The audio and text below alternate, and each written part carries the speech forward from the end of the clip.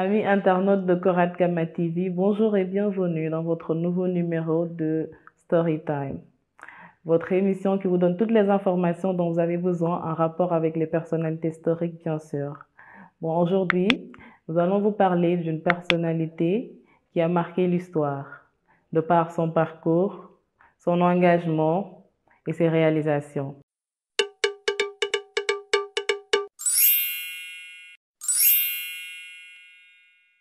Né le 20 septembre 1891 à Médine, dans le Soudan français qui est l'actuel Mali, Lamine Koura Gueye a marqué l'histoire de la politique du Sénégal de par ses réalisations, son parcours sans répit, constitué d'études, d'engagement, de responsabilité et de lutte, qui lui ont valu le titre de l'homme politique de l'Afrique francophone.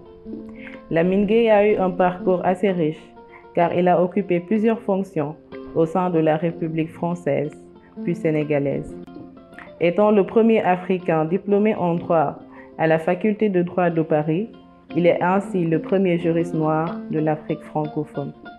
Après son retour au Bercail en 1922, il devient le maire de Saint-Louis en 1925, puis de Dakar en 1945, et cela pendant 16 ans. Après avoir été battu par Blaise Diagne lors des élections législatives de 1928, Lamine Gueye quitta le Sénégal et devient magistrat à l'île Réunion en 1931. À la mort de Blaise Diagne en 1934, il se présenta à nouveau aux élections législatives, mais fut malheureusement battu par Galandou Diouf. En 1940, il quitte la magistrature pour redevenir avocat et revient au Sénégal.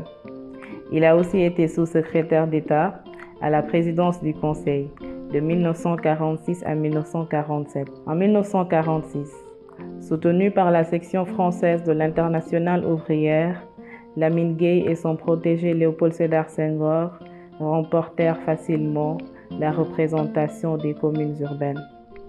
Député du Sénégal au Palais Bourbon de 1945 à 1951, Lamine Gueye fut également sénateur de la 4e République française de 1958 à 1959. Il maintient une intense activité politique au sein du parti au pouvoir et devint président de l'Assemblée nationale du Sénégal de 1961 à sa mort en 1968.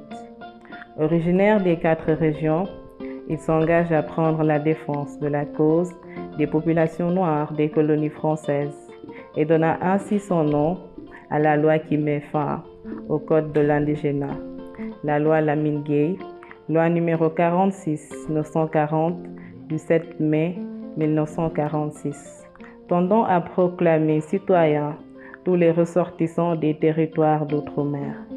Cependant, il est à noter que les décrets d'application à la rédaction desquels Lamine Gueye a participé n'ont pas permis d'abolir ces discriminations, mais ils les ont au contraire aggravées. En mars 1945, en tant qu'avocat, il obtient l'acquittement des tirailleurs injustement accusés des massacres de Thiaroye.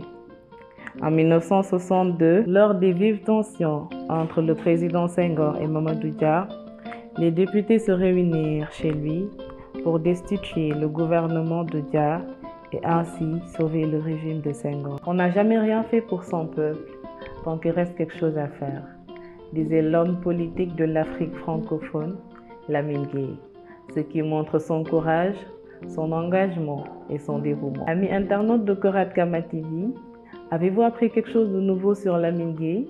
Si oui, veuillez nous répondre dans les commentaires. Et si la vidéo vous a plu, n'oubliez pas de liker, de partager, de vous abonner, mais surtout d'appuyer sur la cloche de notification pour ne pas rater les autres numéros de Storytime. Merci beaucoup et à la prochaine.